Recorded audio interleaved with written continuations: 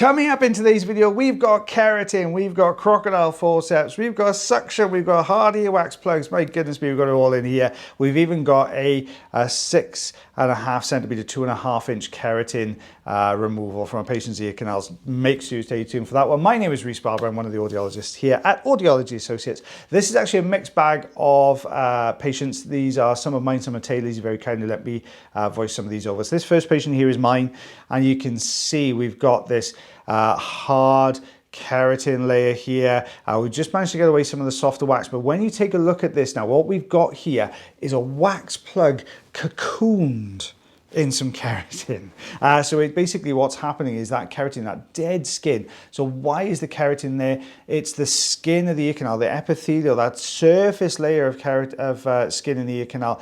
As it dies off, it dehydrates. So it doesn't technically fill with keratin. The keratin's always there. There's less water, so it becomes much harder. And that's what's happened here. And we've got these layers going all around the outside. We almost like little cornflakes, little wrapping hard sort of pieces. There you go. Perfect example. You can see how that bend, you can see it's still kept the form of the ear canal there because it's really, really tough. Luckily, the patient has been using some olive oil in there, which has helped to soften out. It does make a massive difference, guys. It really does. We always advise our patients, unless there's a contraindication as to why they can't use it, which would be something like perforations if they suffer a lot with ear infections, that kind of stuff. But most of the time we would say use olive oil for a few days beforehand. It really makes a massive difference. Look at this piece coming away. I'll go back to that point now in a second, but take a look at this coming away here. Big chunky piece of keratin, that one, that real kind of that layer underneath, and this sort of spread of wax over the top of it as well, like a little keratin sandwich. So this is coming sorry guys, back to foodstuffs again, but this is coming away really, really well. This deep plug of wax. Yeah, as I was saying, if you're coming for microsuction, then you need to use olive oil for a few days. Very different if you come along for irrigation. Irrigation, ideally you need a stronger wax softener, so maybe a little bit of bicarb just for about 4 or 5 days, and that's going to soften the wax, so it's much easier to take out with irrigation as well. So we're popping this up here. There we go, last little piece coming away. Let's take a look beyond. We've got one last little bit of keratin. Now watch this as it peels up, because we'll lift this top section. I know I was saying about this epithelial layer. Take a look at how this peels back. There you can really see how it forms. So this is this outer section, that epithelial migration, that movement of the skin cells from that deepermost portion of the ear canal to the outermost portion, and it should crumble away when it gets to this outermost portion, but unfortunately here it hasn't. It's sort of died off in place and then formed these really hard layers, and that's what was wrapping around that plug. But other than that, the eardrum itself looks lovely and healthy. So we've got 3 centimeters, just over 1 inch worth of wax. Don't forget guys, if you do enjoy the videos, you can always like, heart, share, follow and subscribe for me. And if you do check out the link tree in the description, you can get loads of information about myself, Taylor, the company, and you can also reserve your appointment to come and see myself, the lovely Miss Taylor Green. Now, this is one of Taylor's patients. Now, I can see the patient's been using some olive oil straight away. It's got that lovely sheen. This wax is glistening. Now, this is actually quite a hard plug. Now, the difficulty here is so hard, it's become brittle. Now, Taylor's got to negotiate 2 bends to get this out of the ear canal. So don't forget, when the wax is forming, it's forming to the shape of the ear canal, which is this elongated S shape.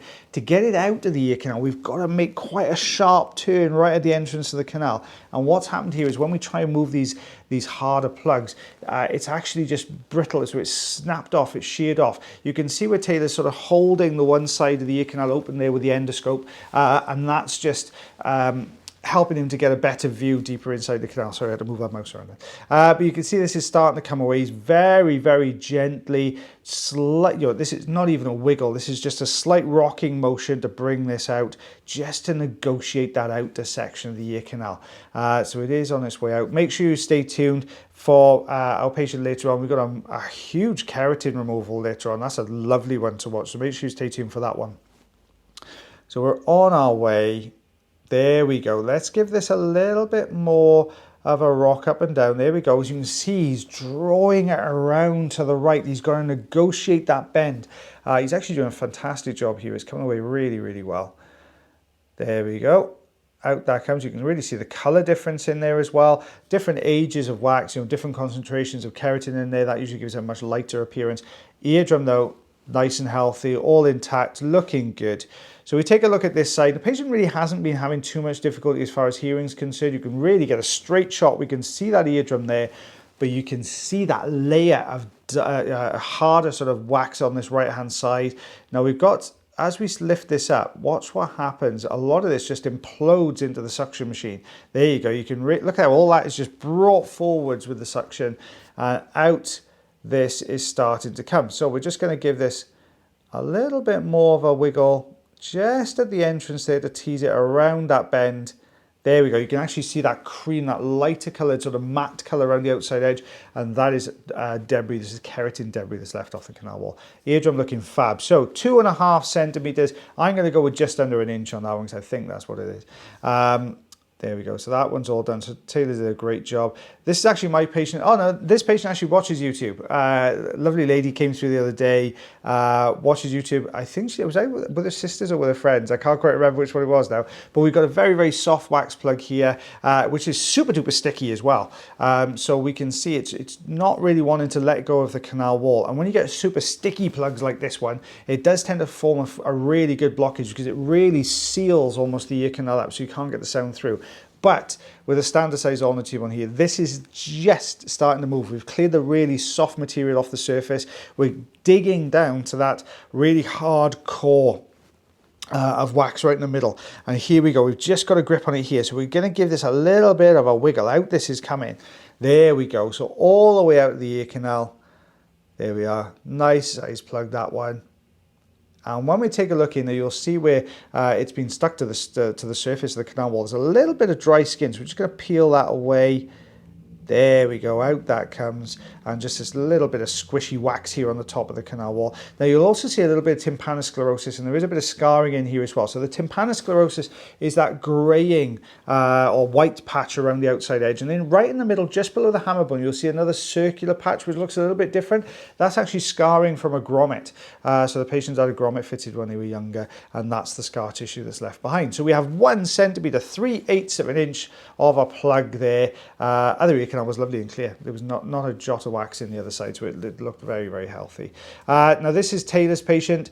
Oh, very long, thin piece going almost all the way down to the eardrum here as well. It's going to be a difficult one to put a suction tube on just because the front section of this wax is so thin. So he's opted to go straight in here with the crocodile forceps. So we're going to give this a little bit of a grip.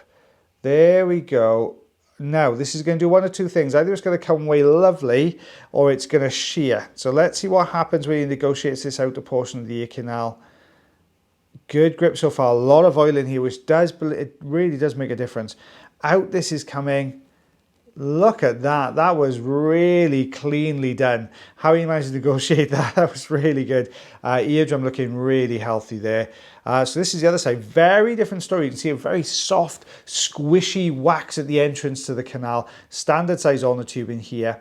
So let's get a good grip. You can see how that wax is just imploding down. Now we're hoping, as with the last patient, there's going to be this hard core of wax. There it is. You just felt that as we just moved it, you could see that whole section to the bottom right pull forwards. And as it pulls forwards, it lifts all that softer wax debris up onto the main plug. So we're just going to give this a little bit more of a wiggle. It's nearly there. Out this is starting to come. There we go. He's trying just to negotiate. He doesn't want to break this off. He wants to try and keep this plug as a whole if he can. Round the bend. Out this. Oh, just lost that little bit of suction grip. So now we just have to reposition just to bring it around. We have to sort of bring it to the left and then bring it back on itself to the right to get it around the tragus there. Out that's coming. There we go. Little bit of dry skin beyond that as well. Bit of tidying up to do here with the fine end. There we go. And just going in to get a couple more little pieces. We've actually got a piece that's really, really deep in here. It's sitting right in that osseous portion of the ear canal. Always a difficult one just to get a grip on here. So this is the posterior part of the canal, so towards the back of your head. So we're just going to lift this section. There we go. Look how that's peeling away. out that comes. So it manages to slide off that particular portion of the ear canal. You've got to be really careful when you're that deep. You really don't want to be touching against that canal wall. It can feel really uncomfortable. Don't forget to stay tuned for the large keratin removal that's coming up, guys, as well. So we're 3.5 centimeters, just over 1.25 inches as well. So I think this is the last patient. Yep. So this is the keratin removal. We can see straight away that this is keratin. It's got that kind of rippled effect to it. Now watch what happens when we pop the standard size ulnar tube on here. There we go. We've got a good grip. Patient, in fairness, has been doing a fab job with their olive oil. It's lovely and soft, but look at these pieces as they come away now. This is a large, you can see this long strips of keratin in this. That's quite a chunky old piece to start with. It's actually brought the neck section forwards. You can see all the looser material imploding, but look at this, how it goes much deeper. So what we had there, the first section was the front going and tapering down to a thin section which was sitting at the base of the canal. This was what was remaining. So it took that core of the center out. This was the outer section that was against the canal wall, but eardrum looking lovely and healthy. And let's take a look at this side. Very similar story on this side as well. Not quite as much oil gone in here, and that's understandable. A lot of the time patients sometimes either they don't realize they've got a problem on the other side, so they don't oil it as much, or what usually happens is when you put the oil in, it causes any wax to expand. So sometimes you can feel a little bit worse for a few days before you start feeling better. And the patient really doesn't want to feel blocked up in both sides. So they tend to just concentrate on one ear rather than doing them both together. But this was a bit deceiving. So it didn't look like there was a tremendous amount in here once we've taken that front section.